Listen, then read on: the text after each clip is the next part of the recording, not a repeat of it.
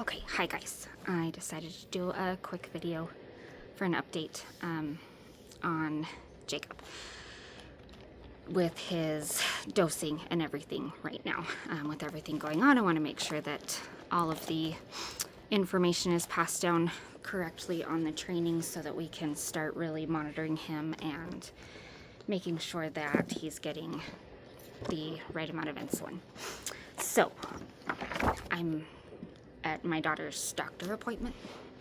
So, sorry, a little weird background. There might be people walking by. Okay, so I'm sure everybody by now has seen all of the medication stuff that we redid for him. He now has a black binder that should be the dosing log and tracking his blood glucose. So, sorry, I should have used more relatable terms. I realize that now. A little less confusing. I think I just confused everybody more and then wasn't able to provide the right education on down. So the black binder in the front zipper pocket has a bunch of extra materials that'll look like this that you can look through to help with some things, and we'll go over those in just a second. And then there's two spots. There's one for the Lispro dosing, which I actually didn't realize that it's named something else.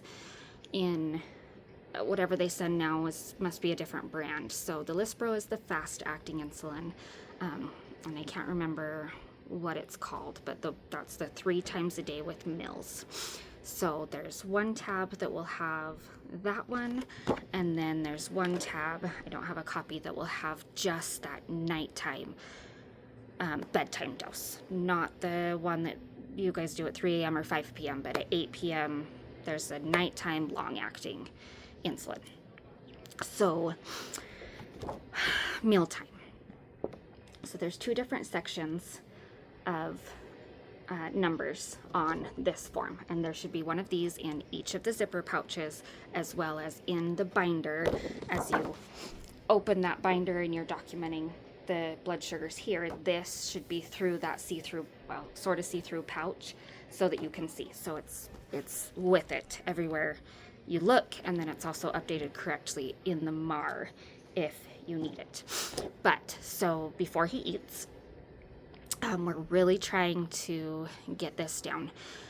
I think we decided like 10 to 20 minutes before he eats, check his blood sugar and dose him. And then we can start determining if that needs to be earlier, if it's not correcting fast enough, or it needs to be later if it's correcting him too fast. So you'll check his blood sugar and then determine where he's at, and the corresponding number is how many units of insulin that he gets. Of course, if he is under 150, it does say 0. You don't give any insulin. But that is just to cover where he's at on his blood sugar. Then you're going to calculate his carbs, how many carbs you're then going to feed him for that meal. And we'll go over that with some of these other things. But online, I mean, we're really just so lucky right now to have access to a million different resources online. When just discussing with somebody what he had for dinner, I just Googled it. How many carbs in an egg? How many carbs in chicken? How many carbs in lettuce? And even if you don't think there's carbs in something, check, because I'm like, lettuce doesn't have any. And actually, for 1 cup of lettuce, they count 1.5 carbs. So, right, every single thing that he's going to eat, add that up with how many carbs. And I can't remember how many, I'm not going to say because I can't remember how many carbs we wanted to keep it under per meal. But whatever the amount of carbs that you're giving him, then you come to this row. So say his meal, a typical meal usually is about 45 carbs. I think that's kind of average.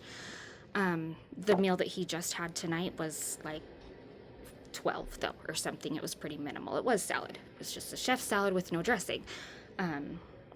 So that didn't have a whole lot of carbs, but typically there's going to be more carbs with that meal. So even if this first one says 0, you are still coming over here and checking how many carbs he's going to eat and taking that corresponding number. So that's why in the thing it says insulin or blood sugar, BG, blood glucose is what I put, sorry. So BG correction is from this first line, and then carb correction is this line. So you're counting up how many, looking here, picking the number. So let's just say he was, we'll just pick a number, 200. Say his sugar was 200. So that comes over here, and it's going to be 2 carbs for the correction factor. And then we'll say 45 on the carb meal is 5. So we're going to do 2 plus 5 is 7. Again, that probably is going to throw a lot of people off if he's 0 or if he's 100 and that says 0. I think, you think, oh yeah, I'm not going to give him any insulin because his blood sugar is not high enough. But we're remembering that he is going to be eating carbs, and we need to be giving that insulin to cover those carbs so that the carbs don't spike. He'll start breaking it down, and then the insulin should interfere with that and help the body absorb it so that it doesn't spike. I'm also going to send the video that I found that explains all of this, so neat, in a way I've never understood how all this works before. It's really, really cool. So I'd like you to watch that as well. So this is going to be important. I had staff sent me a picture of the last couple of days, and it looks like this was not happening hardly at all. I think only once was it happening. So again, if this says 0, or even if he's clear up here and you're giving 8 units because he's clear up here, still carb correct, because that is designed to cover where he's at, which is how much sugar is in his blood already, and then what sugar is going to be in his blood to bring that down and try and keep him more level. So please follow that. Call me if there's any questions. I do have noted here, it's actually above 300. I think I told Marianne 400. So anything above 300, just shoot me a text. This isn't a big deal. You don't have to call me, panic, whatever. Just keep following the protocol, keep following your process. I just want to start watching trends and see if we can figure out what's going on. If there's one certain type of food that's making him spike, or it's one time a day, or I know he's really just all over the place, but this is just hopefully going to start helping figure out. And then I don't have it noted up here. I do down here though, and I should have, but if he's 70 or under, I would also like you to text me. And then in the back of the binder, there's a hypoglycemic form, and that's low blood sugar. And the high blood sugars can cause long-term damage, but obviously the low blood sugars are where it's medically urgent that he could have severe damage right now if we don't correct that. So those are the ones I for sure want to get figured out fast. So that back of the form is just going to have you put down his blood sugar, what he ate recently when his last insulins were administered, and then it's just the reminder of the process. Check him again, or give him a snack with at least 30 grams of carbs, right? Nope, 15 grams of carbs. Check him again 15 minutes later, and then the form has it all. Then if you check him later and it's still low, here's what you do. If it's come back up, then here's what you do. So I'd really love that filled out, and then I can come grab those. That'll trigger me to know that has been filled out. If you just let me know with that quick text, hey, this was low, I'm doing this, then I will know to come monitor those and start figuring out what's going on with him. Next time, I can't make it to the meeting on Tuesday. I'll be in Colorado. I am going to listen in, though, with Jose. But then we'll have another meeting after that where I can really review this a lot deeper. But I wanted to go over that and just make sure we're at least following this process right now as much as we can. And then we can go further. So this green one in there is showing you how to count carbs. Again, the internet is fabulous.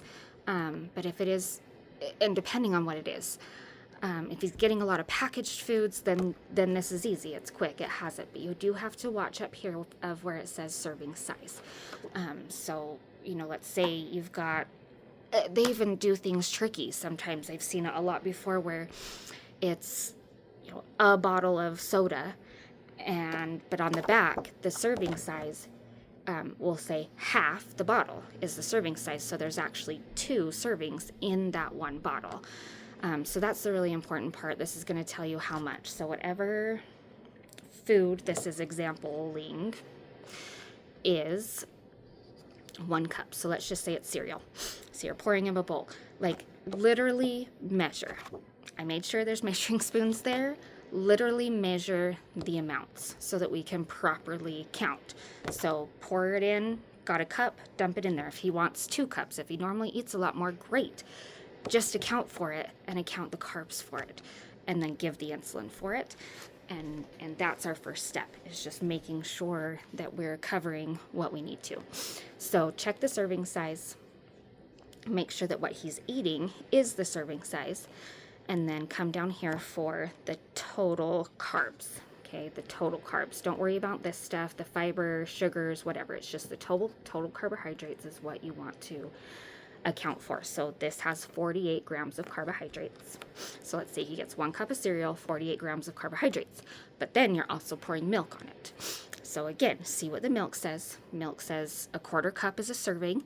He normally does more than that, so you do a 1/2 cup, then you're accounting for 2 servings. I have no idea what milk is, so let's just say it ends up being 56 carbs. So come over here. 56 carbs is 6 units of insulin.